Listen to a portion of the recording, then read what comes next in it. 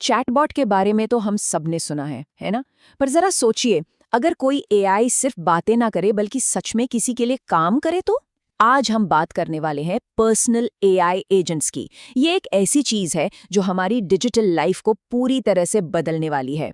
जरा सोचिए, एक एआई असिस्टेंट जो कहीं दूर किसी सर्वर पर नहीं बल्कि सीधे किसी के अपने कंप्यूटर पर रहता हो, और वो सिर्फ सवालों के जवाब न दे बल्कि उसी की मशीन पर ही सारे काम निपटा दे। यही है पर्सनल एजेंट्स का असली मैजिक, और आज हम इसी को समझने वाले हैं। तो आगे क्या है? पहले तो ये समझेंगे कि ये लोकल एजेंट आखिर है क्या, फिर देखेंगे कि ये बनता कैसे है, और सबसे ज़रूरी, इसे सेफली कैसे इस्तेमाल करें। इसके बाद कुछ रियल वर्ल्ड एग्जाम्पल्स, और आखिर में देखेंगे कि इसका भविष्य कैसा है। चलिए तो फिर सबसे पहले और सबसे ज़रूरी सवाल से शुरू करते हैं। आखिर ये लोकल एजेंट होता क्या है? हाँ, ये एक एआई है जो किसी की मशीन पर रहता है, पर इसका असल मतलब क्या है? चलिए समझते हैं। देखिए, दो बातें हैं जो इसे खास बनाती हैं। पहली, ये ऑटोनोमस है, मतलब ये अपने आप काम कर सकता है बिना किसी के बताए। और दूसरी चीज, ये लोकल है, यानी ये आपके अपने कंप्यूटर पर चलता है, किसी बड़ी कंपनी के सर्वर पर नहीं। इसका सीधा सा मतलब है पूरी प्राइवेसी और डेटा पर पूरा कंट्रोल। अच्छा, तो सवाल ये है कि ये एजेंट्स आखिर कर क्या सकते हैं? जरा सोचिए, ये रोज सुबह किसी के लिए एक पर्सनल ब्रीफ बना सकता है, उसके कैलेंडर, ईमेल और जरूरी खबरों को मिलाकर। या फिर ये किसी बिजनेस को बेहतर बनाने के लिए रिसर्च कर सकता है।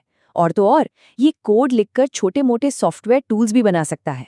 मतलब संभावनाएं वाकई कमाल की हैं। ओके, थियरी बहुत हो गई। चीजों को और सिंपल बनाने के लिए एक काम करते हैं, हम अपना खुद का एक एजेंट बनाते हैं। चलो, इसका नाम रखते हैं इंकी। तो देखते हैं कि हमारी इस दोस्त इंकी को बनाने के लिए क्या-क्या चाहिए होगा। तो जैसे एक इंसान के शरीर के अलग-अलग हिस्से होते हैं ना, वैसे ही एक एजेंट के भी होते हैं। उसे रहने के लिए एक घर चाहिए, मान लीजिए कोई पुराना लैपटॉप, बात करने के लिए मुंह और कान जैसे कि टेलीग्राम या डिस्कॉर्ड, सोचने के लिए एक दिमाग जो कि एक लार्ज लैंग्वेज मॉडल यानी एलएलएम होता है, चीजें याद रखने के लिए मेमोरी, ये सिंपल टेक्स्ट फाइल्स हो सकती हैं। और हाँ, काम करने के लिए हाथ पैर यानी टेंटाकल्स, ये इसकी स्किल्स हैं। और आखिर में एक दिल की धड़कन जो इसे लगातार चलाती रहती है, यानी एक ऑटोमेटिक शेड्यूलर। अब एजेंट का दिमाग यानी एलएलएम चुनना एक बहुत बड़ा फैसला है। यहाँ पर दो रास्ते हैं। एक तरफ है क्लॉड जैसे प्रोप्राइटरी मॉडल्स। ये बहुत पावरफुल होते हैं और इन्हें इस्तेमाल करना भी आसान है, लेकिन इनकी कीमत होती है और प्राइवेसी का भी थोड़ा सवाल रहता है। दूसरी तरफ है क्विन जैसे ओपन सोर्स मॉडल। यहाँ पूरा कंट्रोल और प्राइवेसी मिलती है, पर इन्हें चलाने के लिए एक दमदार मशीन की जरूरत पड़ती है। और अब आता है सबसे मजेदार हिस्सा, एजेंट को आंखें देना। इसका मतलब है कि एजेंट सचमुच में कंप्यूटर स्क्रीन को देख सकता है, फोल्डर्स खोल सकता है और माउस को भी कंट्रोल कर सकता है, बिल्कुल वैसे ही जैसे कोई इंसान करता है। और बस इसी एक चीज से ये एक सिंपल एआई एक सच्चा डिजिटल असिस्टेंट बन जाता है। अब देखिए, इतनी पावर के साथ जाहिर है बड़ी जिम्मेदारी भी आती है। तो अब ये जानना बहुत ज़रूरी है कि इन पावरफुल टूल्स को सेफली और सही तरीके से कैसे बनाया और इस्तेमाल किया जाए। सेफ्टी, ये सबसे ज़रूरी है। यहाँ दो सेटअप हैं। एक है सिक्योर तरीका, एजेंट को एक अलग डेडिकेटेड मशीन पर चलाएं, उसे सिर्फ उतनी ही जानकारी का एक्सेस दें जितनी ज़रूरी हो। और दूसरा है रिस्की तरीका, उसे अपने मेन कंप्यूटर पर फुल एक्सेस के साथ चलाना, जिसमें सारी पर्सनल फाइल्स हैं। चॉइस साफ है ना? हमेशा एक्स्ट्रा सावधान रहना ही समझदारी है। और हाँ, इसे बनाते वक्त कुछ बेसिक इंजीनियरिंग प्रिंसिपल्स को फॉलो करना बहुत ज़रूरी है। पहली बात, इंस्ट्रक्शंस हमेशा क्लियर और स्पेसिफिक दे। दूसरा, एक बार में सिर्फ एक नया फीचर या काम जोड़े, इससे गलतियों को पकड़ना आसान हो जाता है।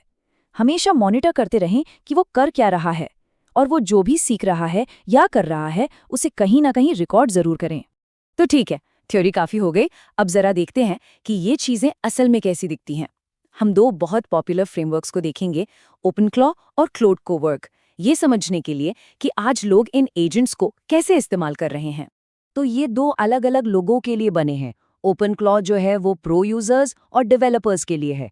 ये ज़बरदस्त पावर और कस्टमाइजेशन देता है, लेकिन हाँ, ये थोड़ा कॉम्प्लेक्स है। दूसरी तरफ है क्लॉड कोवर्क। ये उन लोगों के लिए है जो नॉन कोडर हैं या अभी शुरुआत कर रहे हैं। ये बहुत सेफ है, इस्तेमाल में भी आसान है, लेकिन इसमें उतनी फ्लेक्सिबिलिटी नहीं मिलती। ये एक जबरदस्त एग्जाम्पल है। जरा सोचिए, एक एजेंट जो किसी के लिए जीरो से, बिल्कुल स्क्रैच से एक पर्सनल फाइनेंस ट्रैकर बना दे। ये सिर्फ कमांड फॉलो नहीं कर रहा, ये गोल्स समझकर एक पूरा सॉफ्टवेयर तैयार कर रहा है। और ये वाला तो और भी कमाल है। मतलब कोई सो रहा है और उसका एआई एजेंट उसके लिए रिसर्च करके वीडियो आइडियाज और कंटेंट की आउटलाइन तैयार कर रहा है। ये तो एक तरह से क्रिएटिविटी को ऑटोमेट करने जैसा है, जिससे कितना सारा वक्त बच सकता है। तो चलिए अब जरा जूम आउट करते हैं और बड़ी पिक्चर देखते हैं, क्योंकि ये सिर्फ कोई मजेदार नई टेक्नोलॉजी नहीं है, ये एक बहुत बहुत बड़ा मौका है। और ये बात सिर्फ ऐसी ही नहीं कही जा रही। जब एनवीडिया के सीईओ जेनसन हुआंग, मतलब वो इंसान जिनकी कंपनी के चिप्स इस पूरी एआई क्रांति को पावर दे रही हैं, जब वो कहते हैं कि हर टेक कंपनी को अपनी ओपन क्लॉज स्ट्रैटेजी के बारे में सोचना होगा, तो इसका मतलब है कि हमें इस पर ध्यान देना चाहिए। उनका मैसेज एकदम क्लियर है। ये सिर्फ एक नया टूल नहीं, ये बिजनेस करने का एक नया तरीका है। ये एक बहुत बड़े बदलाव की शुरुआत है। देखिए, अभी तक हम SaaS यानी सॉफ्टवेयर एज अ सर्विस की दुनिया में थे, जहां हम किसी टूल को इस्तेमाल करने के लिए पैसे देते हैं। पर अब हम GaaS यानी एजेंटिक एज अ सर्विस की तरफ बढ़ रहे हैं। इसका मतलब है कि भविष्य में शायद हम सॉफ्टवेयर खरीदेंगे नहीं, बल्कि ऐसे एजेंट्स को हायर करेंगे जो हमारे लिए काम करेंगे। तो इस सारी बातचीत के बाद एक सवाल सोचना तो बनता है, अगर किसी के पास अपना एक पर्सनल एआई असिस्टेंट हो जो सच में कुछ भी कर सकता हो, तो उसे दिया जाने वाला सबसे पहला काम क्या होगा? इस पर सोचिएगा जरूर, क्योंकि ये भविष्य अब उतना भी दूर नहीं है।